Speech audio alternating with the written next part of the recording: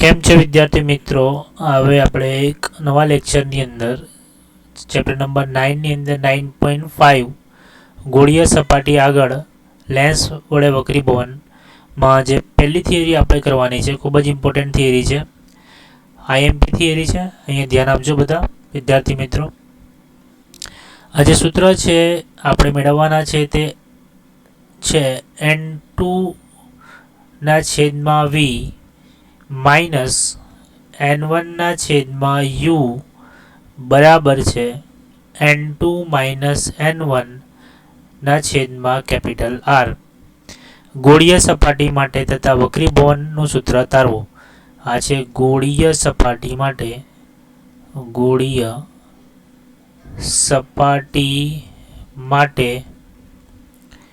વક્રીભવનનું સૂત્ર તારવો. તો આપણે ગોળીય સપાટી પસંદ કરવાની છે. તો સૌથી પહેલે તમને ખ્યાલ હોવો જોઈએ કે ગોળીય જે સપાટી હોય છે તે કંઈક આ પ્રકારની સપાટી છે અને વક્રીભવનનું સૂત્ર આપણે તારવવાનું છે. તો ગોળીય સપાટીના એક બાજુનું વક્રીભવનાંકનું મૂલ્ય N1 લઈ લઈએ અને બીજી બાજુ ગોળીય સપાટીની આ બાજુ જમણી બાજુ જે વક્રીભવનાંક છે એનું મૂલ્ય આપણે N2 લઈ લઈએ. ખ્યાલ આવે? હવે આ બાજુ ડાબી બાજુ જ તમારા હાથના ડાબી બાજુએ O બિંદુ આગળ કોઈ વસ્તુ અહીંયા મૂકવામાં આવેલી છે. હવે આમાંથી જ્યારે પ્રકાશનું કિરણ ગોળીય સપાટી પર કંઈ આ રીતે આપાત થાય, બરાબર છે, અને અહીંયા જો આપણે આ સપાટીની આગળ આપણે અહીંયા જો લંબ દોરેલો હોય તો કંઈક લંબ આ રીતે દોરી શકાય. અને આ જે લંબ છે અહીંયા આપણે સમજીએ, આ આપણને સી એટલે કે આ આપણને વક્રતા કેન્દ્ર છે. જે સી છે તે ગોળીય સપાટીનું શું છે? વક્રતા કેન્દ્ર છે. અને આ જે અંતર છે તેને આપણે વક્રતા ત્રિજ્યા કેપિટલ R વડે દર્શાવી શકીએ. હવે સમજો, જ્યારે આપણે કલર બદલી લઈએ એટલે તમને વધારે ખ્યાલ આવશે.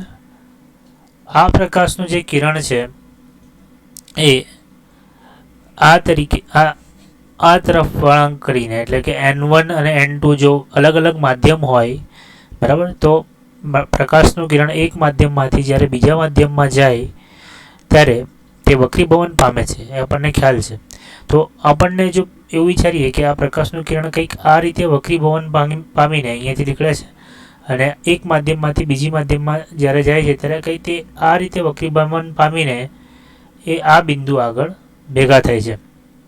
આનો મતલબ કે આ O બિંદુનું જે પ્રતિબિંબ છે તે આપણને અહીં મળે છે અને એને આપણે નામ આપી દઈએ I. ખ્યાલ આવે છે? હવે વસ્તુ અહીંયા મૂકવામાં આવેલી છે તો આ તમારા માટે શું થઈ જશે? વસ્તુ અંતર U. આ તમારા માટે વસ્તુ અંતર શું થઈ જશે? U. બરાબર છે. અને આ તમારા માટે થઈ જશે પ્રતિબિંબ અંતર V. બરાબર, આટલી વિગત તમને ખ્યાલ આવી ગયો. હવે આ પ્રકાર અહીંયા જે ખૂણો બને છે એટલે કે લંબ અને આપાત કોણ વચ્ચે જે ખૂણો બને છે તેને આપણે આપાત કોણ તરીકે ઓળખીએ છીએ. અહીંયા જે ખૂણો બને છે લંબ અને વક્રીભૂત કોણની વચ્ચે જે ખૂણો બને છે એને આપણે વક્રીભૂત કોણ R તરીકે દર્શાવી શકીએ છીએ. બરાબર છે. અને આ જે મુખ્ય અને આપણે કહીએ છીએ મુખ્ય અક્ષ, તો મુખ્ય અક્ષ સાથે અલગ અલગ ખૂણાઓ બને છે એને આપણે અલગ અલગ નામથી અહીંયા દર્શાવેલા છે. આને જો આપણે આલ્ફાને કહી દઈએ, આ ખૂણાને જો આપણે બીટા કહી દઈએ અને આ ખૂણાને આપણે જો ગેમા કહી દઈએ. બરાબર છે. તો આટલી વિગતો છે અને આપણે જે સૂત્ર મેળવવાનું છે તે છે N2 ના છેદમાં V અને માઇનસ N1 ના છેદમાં U, એટલે કે વક્રીભવનાંક અને વસ્તુ અંતર અને વક્રતા ત્રિજ્યા એ બધા વચ્ચેનો જે આપણે સંબંધ મેળવવાનો છે. ચલો, તો આપણે શું કરીએ? આ બધી વસ્તુઓ જે તમને કીધું છે એમાં તમારે આ વિચારવાનું. અને એક વસ્તુ બીજી, આ જે M થી અહીંયા આપણે નામ આપી દઈએ N, કેમ કે આપણને બુકમાં N આપેલું છે, તો N અને આ M, આ જે વક્ર સપાટી છે એનું દ્રશ્યનું મો છે અને આને આપણે લગભગ આ જે ઊંચાઈ છે એને આપણે સમતલ તરીકે લઈ શકીશું. આ જે ઊંચાઈ છે અને આપણે સમતલ અને એની ઊંચાઈ આપણે ધારી લઈએ કે એના મુખની જે ઊંચાઈ છે તે કેટલી છે? H છે. તો આટલી વિગત આપણા પાસે છે અને આપણે આનો સંબંધ મેળવવાનો છે. તો ચલો મેળવીએ આપણે એનો સંબંધ. આ જે સાઇડ પર લખેલું છે એ વિગતો તમને લખવા માટે આપેલી છે. હવે મેં તમને સાબિત કરીને બતાવું છું કે આ થિયરી કઈ રીતે સાબિત થાય છે. સૌથી પહેલે આપણે આ જે આકૃતિ છે એનામાં આલ્ફા, બીટા અને ગેમા, આલ્ફા, બીટા અને ગેમા 3 ખૂણાઓના નામ લખવાના છે. અને એ ખૂણા તમને દેખાઈ શકે છે NOM.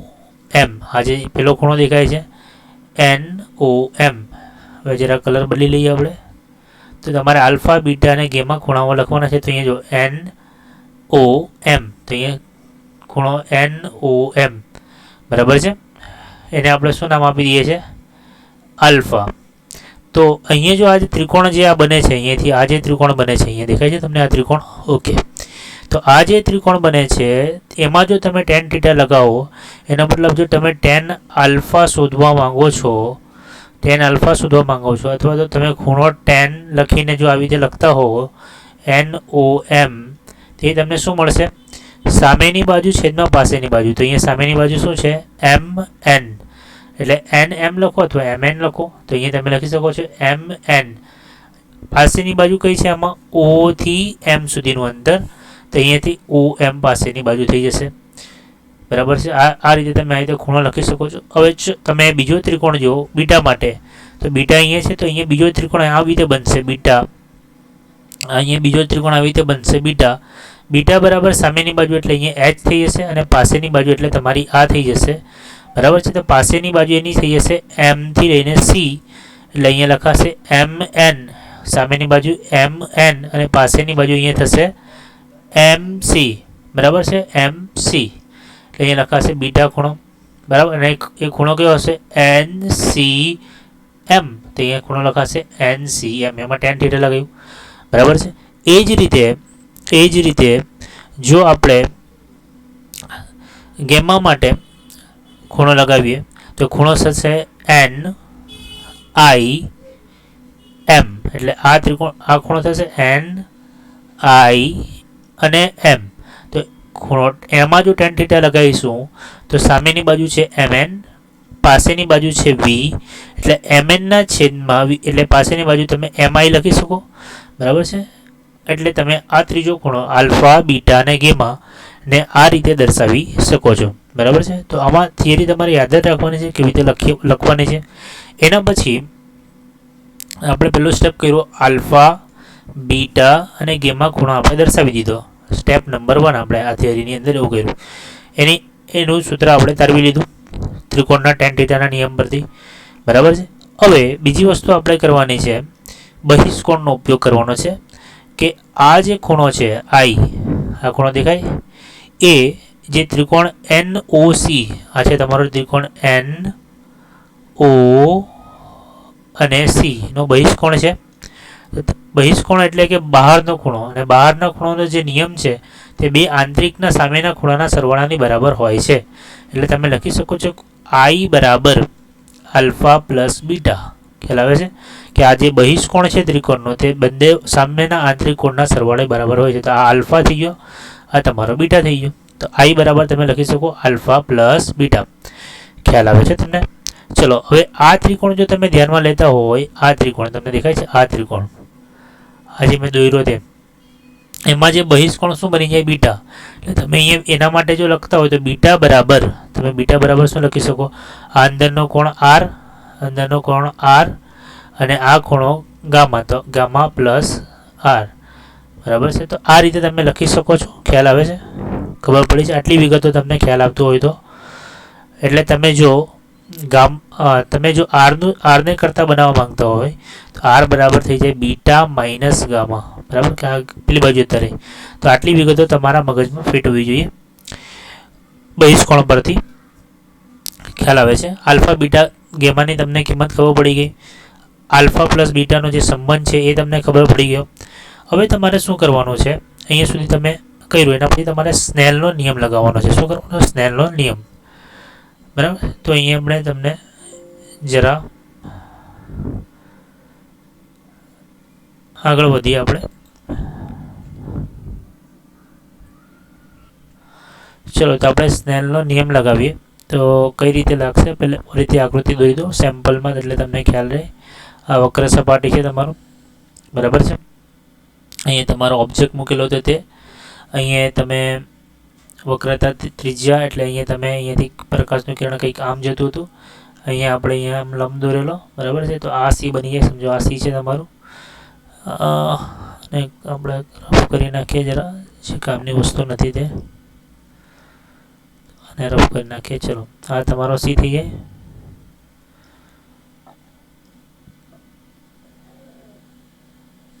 બરાબર. આ તમારા માટે સી, આ તમારા માટે યુ થઈ જાય, આ સી થઈ જાય, એટલે આ તમારા માટે આર થઈ જાય વક્રતા ત્રિજ્યા.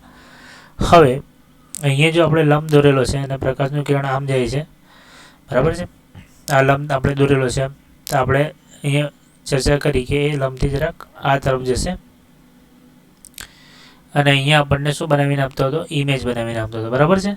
એટલે આ આપણા માટે શું થઈ જતું હતું, અહીંયા સુધીનું જે અંતર છે તે આપણા માટે વી થઈ જતું હતું, બરાબર. આટલી વખત આપણે ચર્ચા કરી. અને આ જે ઊંચાઈ હતી તે આપણા માટે એચ હતી, અહીંયા એન હતું, અહીંયા એમ, બરાબર છે. આકૃતિ પાછી દોરું છું, બરાબર. તો તમને ખ્યાલ આવી ગયો. હવે આપણે અહીંયા સ્નેલનો નિયમ લગાવીએ. તો સ્નેલનો નિયમ, અને આ હતું N1 અને અહીંયા હતું N2, એટલે સ્નેલનો નિયમ થાય N1 સાઇન, અહીંયા જે ખૂણો બનતો હતો તે I હતો, એટલે કે આપાત કોણ, અને લંબ સાથે જે અહીંયા જે બીજો ખૂણો બનતો હતો તે હતો વક્રીભૂત કોણ, બરાબર છે. એ અહીંયા તમે જોઈ શકો છો આકૃતિની અંદર આયરો. અહીંયા જે ખૂણો બનતો હતો, આ જે ખૂણો હતો તે વક્રીભૂત કોણ હતો, અને આ જે ખૂણો હતો તે આપાત ખૂણો.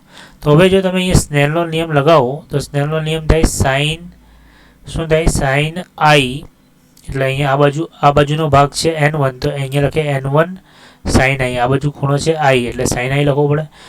અને બીજી બાજુ જાય છે તો એનો વક્રીમાં N2, અને આપણે લખીએ સાઇન.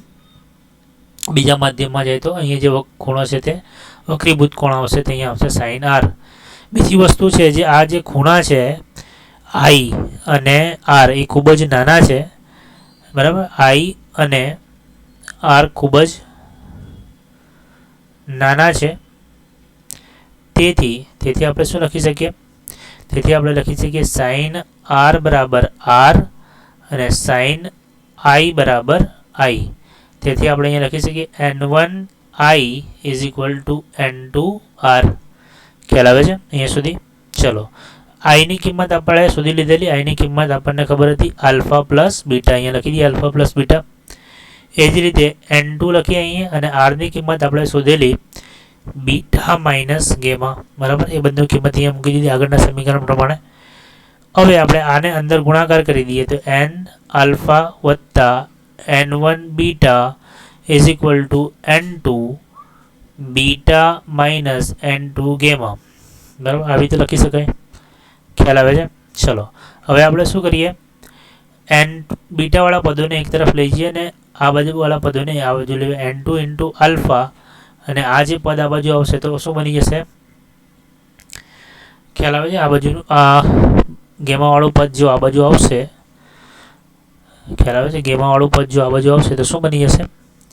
પ્લસ અહીંયા છે N1, આ તમારું N1, બરાબર છે. અહીંયા તમે જો કિંમત મૂકેલી છે એ તમારી બની જશે N1 આલ્ફા, અહીંયા છે N1 આલ્ફા, અહીંયા થઈ ગઈ N1 બીટા. આ કિંમત થઈ ગઈ N2 બીટા, N2 ગેમા. હવે આપણે શું કરીએ, આ જે પદ છે ને N1 આલ્ફા અહીંયા રહેવા દઈએ, બરાબર છે. અને N2 વાળા પદને આ બાજુ લઈ આવે તો આ માઇનસ છે, તો અહીંયા શું થઈ જશે? પ્લસ. ખ્યાલ આવે છે? અહીંયા થઈ જશે પ્લસ N2 ગેમા.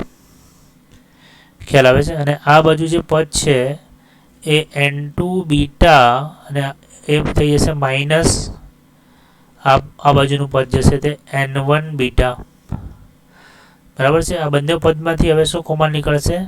બોલો, આ બંને પદમાંથી બીટા કોમન નીકળશે તો અહીંયા બચશે N2 માઇનસ N1, અને અહીંયા બચશે N1 આલ્ફા વત્તા N2 બીટા. હવે આ જે સમીકરણ છે એને કોઈ નંબર આપી દો, સમીકરણ નંબર 3. આગળના 1 2 અહીંયા આપેલા છે, આ 1 અને 2, તો આને આપણે 3 નંબર આપી દઈએ. હવે બીજી વસ્તુ તમે યાદ રાખો કે આલ્ફા, બીટા અને ગેમાની કિંમત આપણને ખબર છે.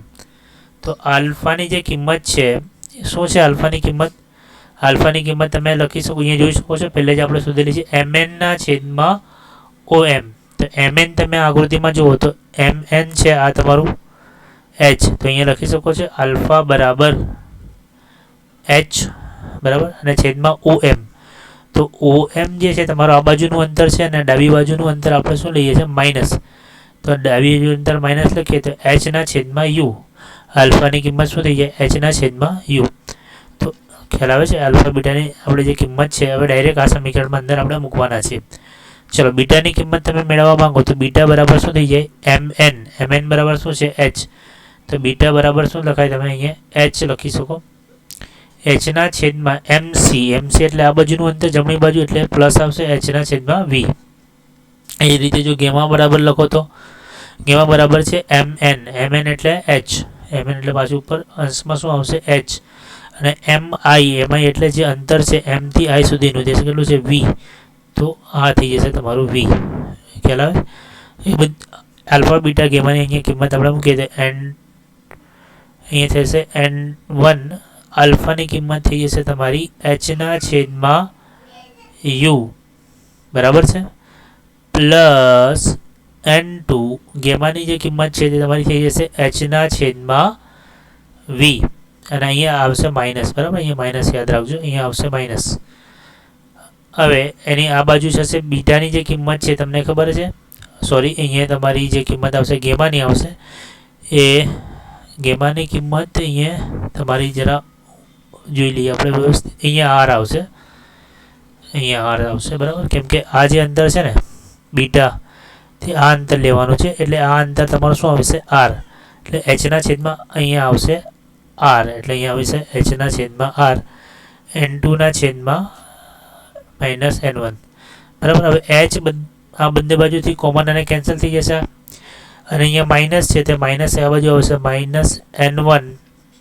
-n1/u plus n2/v is equal to n2 n1/r. હવે તમે આ જે પદને આગળ પાછળ લખી દો, n2 આગળ લખો અને પાછળ લખો તો તમારું આ જે સૂત્ર છે n2/v -n1/u એ સમીકરણ તમને મળી જશે. ખ્યાલ આવે છે. તો આ રીતે આપણે ગોળી અરીસા માટેનું આ જે સૂત્ર છે તે ખૂબ જ ઇમ્પોર્ટન્ટ છે, તમે યાદ રાખજો. ડાયરેક્ટ સૂત્ર યાદ રાખવાની જે ટ્રીક છે તે n2 n1/r આવી રીતે લખવાનું અને આ બાજુ છે n2 એના છેદમાં લખવાનું v -n1/u.